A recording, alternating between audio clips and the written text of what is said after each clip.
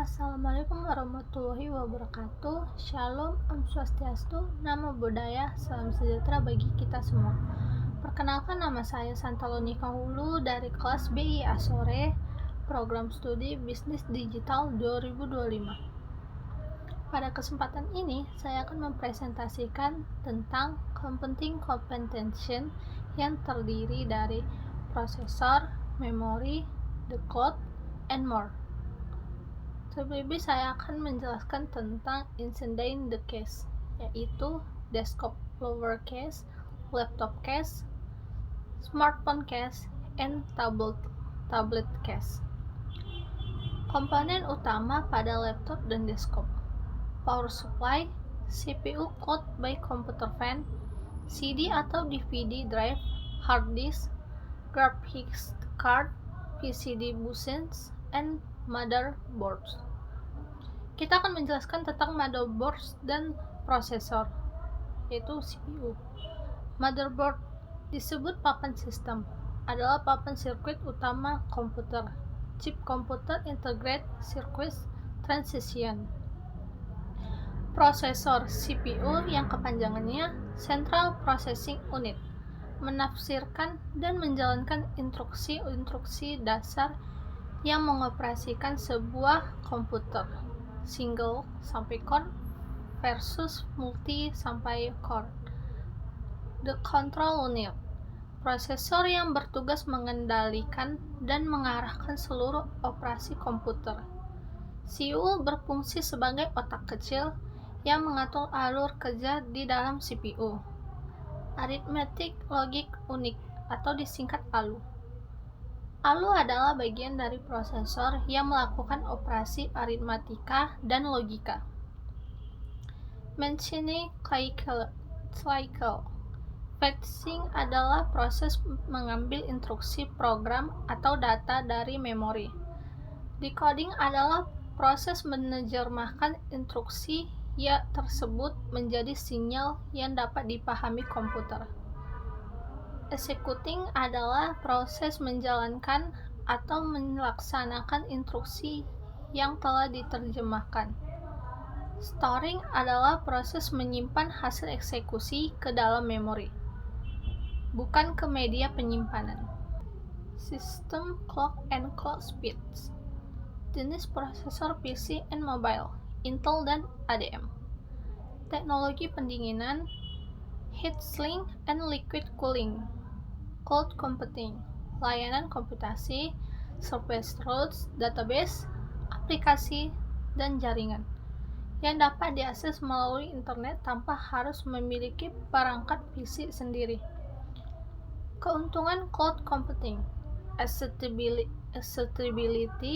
diakses dari mana saja dan kapan saja melalui internet. Cost saving, mengurangi biaya karena tidak perlu membeli server sendiri. Space savings, tidak perlu menyediakan ruang PC untuk server. Scalability, kapasitas layanan dapat ditambah atau dikurangi sesuai kebutuhan.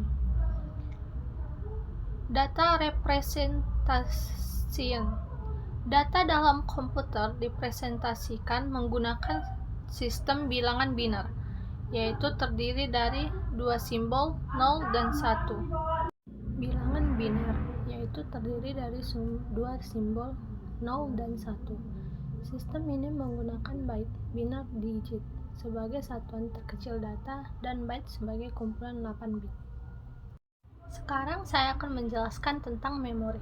Memori adalah komponen penyimpanan yang berfungsi sebagai menyimpan instruksi dan data agar bisa diakses CPU, menyediakan penyimpanan sementara selama program berjalan, menjaga agar proses komputasi berlangsung cepat dan efisien. Satuan memori: byte, satuan dasar penyimpanan data. 1 byte sama dengan 8 bit. Address, setiap byte dalam memori memiliki alamat unik. Alamat inilah yang memungkinkan CPU mencari data dengan cepat. Analogi, byte sama dengan kotak penyimpanan kecil, address sama dengan nomor rumah. Jenis-jenis memori. RAM atau disebut Random Access Memory, menyimpan data sementara ketika program berjalan. Change memory, memori sangat cepat yang berada dekat atau di dalam CPU. ROM atau disebut Read Only Memory, berisi instruksi permanen. Flash memory, memori non-volatile seperti USB, SSD, dan SD. Commands, memori kecil untuk menyimpan konfigurasi sistem seperti jam, tanggal, pengaturan BIOS.